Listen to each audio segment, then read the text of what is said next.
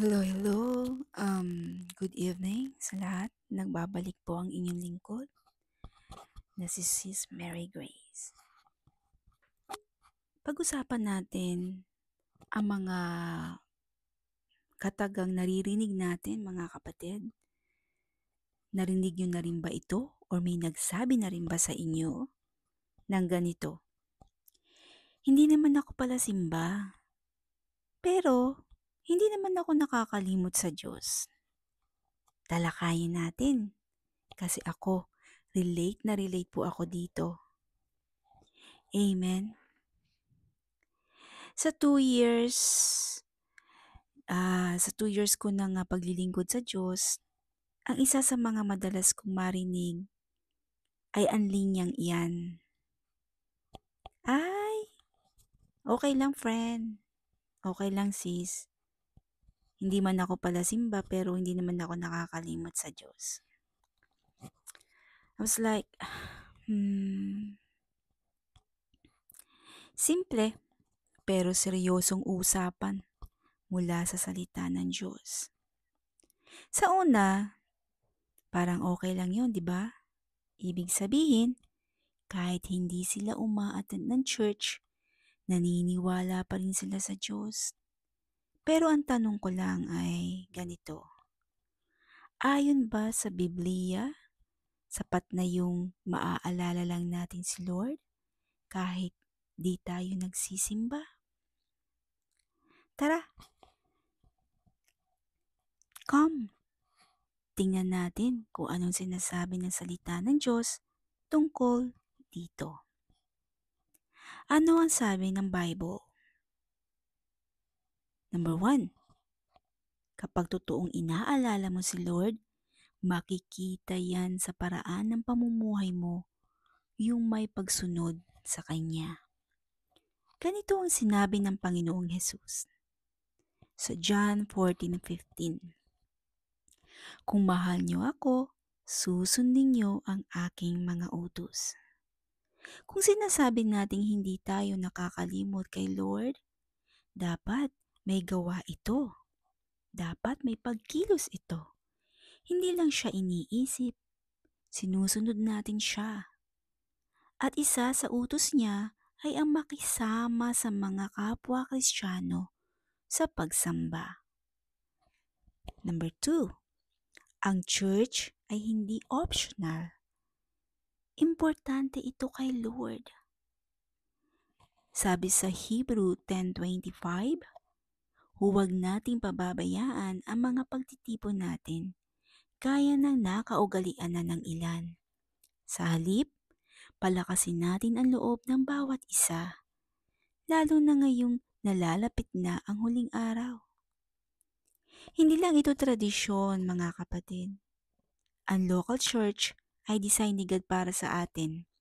Doon tayo pinalalakas, doon tayo tinuturuan, doon tayo natututo, doon tayo nakakarinig, at binibigyan ng spiritual family.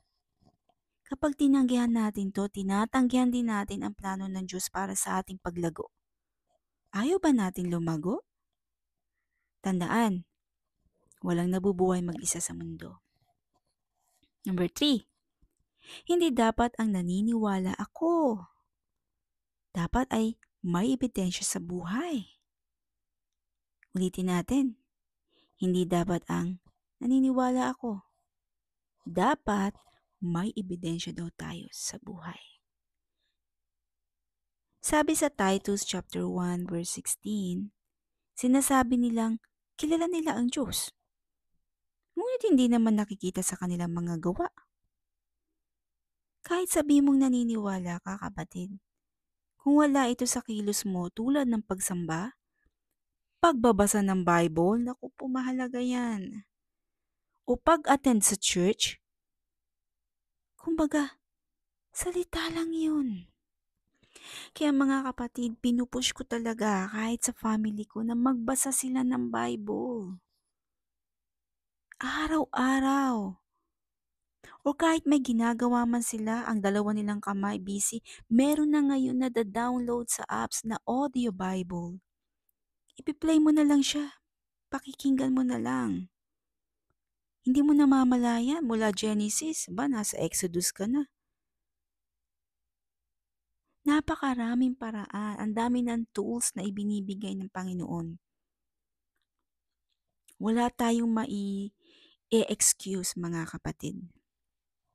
So dumako tayo sa number 4. Ang pagsamba kay Lord ay dapat ginagawa ng magkakasama. Sabi nga daw po sa Psalm chapter 95 verse 6, "Hali kayo, lumuhod tayo at sumamba sa Panginoon na lumikha sa atin." Oo, pwede kang manalangin mag-isa. Oo, pwede kang manalangin mag-isa sis, brother. Pero sa buong Bible, makikita mong mahalaga sa Diyos ang sama-samang pagsamba. Kaya nga napakahalaga talaga magbasa ng Bible kasi lahat ng tanong natin, nandun ang kasagutan. Kasi sa langit nga sama-sama tayong sasamba Sama-sama tayong magpupuri sa Panginoon. Kung ayaw natin ngayon, paano pa tayo magiging handa roon sa langit? Paano? Anong gagawin mo sa kingdom? Mauupo? Maihiga? Yeah, you can hear the sigh. So anong ibig sabihin nito sa ating buhay? Number 1, tanungin ang sarili.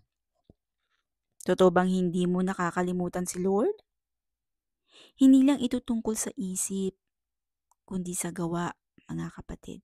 Nakikita ba sa lifestyle mo na mahal mo siya? Number 2, balikan ang church life. Kung natigil ka sa pagsisimba, this is the time na bumalik. Hindi perfect ang church. Wala namang perfect na church Lahat naman tayo mga church ay may sakit. Kaya nga tayo nag-church kasi may sakit tayo na kailangan natin magpagaling. Pero ito ang spiritual community ng mga anak ng Diyos. Maaaring madaming paraan ngayon. Kung halimbawa, 3 hours drive ang church papunta sa bahay mo. Meron ngayong online. Maaari kang makinig sa online. Ang talagang no choice, sa bundok ka nakatira. Wala kang sasakyan, walang masakyan. Malayo. 4 hours ang biyahe. Or wala talagang church. Yung tamang church na naaayon sa iyong pananampalataya. Meron na tayong online worship service na nagaganap. Umattend tayo doon mga kapatid. Gumawa tayo ng paraan para makapakinig ng preaching kasama mga kapatiran. Magbasa ng Bible, isa rin yan. Napakahalaga na gawin natin lifestyle. Now, number 3, mag-set up or mag-set ng oras para sa Panginoon weekly. I-prioritize ang Sunday worship. Hindi lang ito obligasyon mga kapatid, kundi privilege ito na makasama ang buong pamilya ng Diyos. Pero huwag mo rin kalimutang palalimin ang iyong walk with God sa pamamagitan ng life group, prayers or prayer meetings, at personal devotion. Worship is not just a weekly event, it's a lifestyle.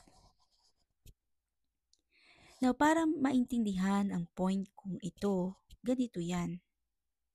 Sunday worship, mag-cooperate expression. Life group, relational growth daw yan. Prayer meeting, intercessory unity.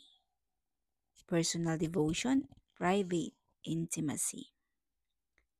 So, nabigyan na kayo ng mga example, hindi po ba? So, dumako tayo sa number 4 and last na ito. Mag-pray na ibalik ang fire mo sa paglilingkod at pagsamba.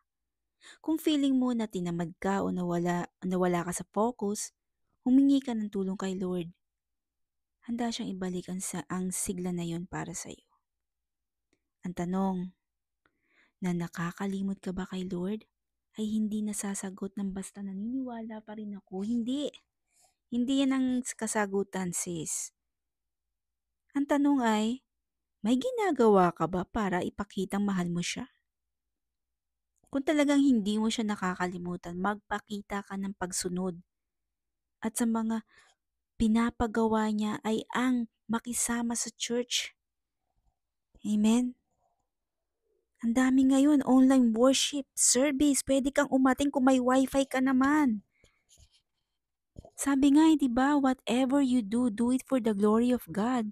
Bakit nagsasabi tayo na okay lang kahit hindi ako umatin, naniniwala naman ako sa Diyos. Okay lang kahit hindi ako mag-church, naniniwala naman ako sa Diyos. Okay lang kasi hindi pa ako handa mag-join dyan, pero naniniwala ako sa Diyos. No. Hindi po pwedeng ganun. Ito katatalakay lang natin, no? Nasa Bible. Kung mahal natin ng Diyos, sundin natin ang iniuutos niya. Amen? Hindi ito galing sa akin. Yes, masakit pakinggan kasi totoo. Nako-convict tayo, hindi ba? Kailan ka pa magiging handa sa gawain para sa Panginoon? Alalahanin natin. Hindi natin alam ang buhay kung bubuhayin pa tayo, gigisingin pa tayo ng Panginoon kinabukasan. Paano na yun, hindi ka nakapaghanda, ni hindi ka naka-join? Paano yun? Baka maging it's too late or maging kwento ka na lang. Mga kapatid, pagsikapan natin. Mag-join sa gawain ng Panginoon. Ang pakikinig kasama mga kapatiran ay isa. Isa yan na tinatawag na worship. Life group. Amen? Huwag niyong sayangin. Huwag niyong idahilan na stress kayo. Huwag niyong idahilan na busy kayo. Huwag niyong idahilan na hindi pa kayo ready. Kailan pa kayo magiging ready? Kung kailan it's too late? Life is unpredictable. Alam niyo yan. Kausap mo ngayon, bukas wala na. So, kailan ka magiging ready, sis? Brothers.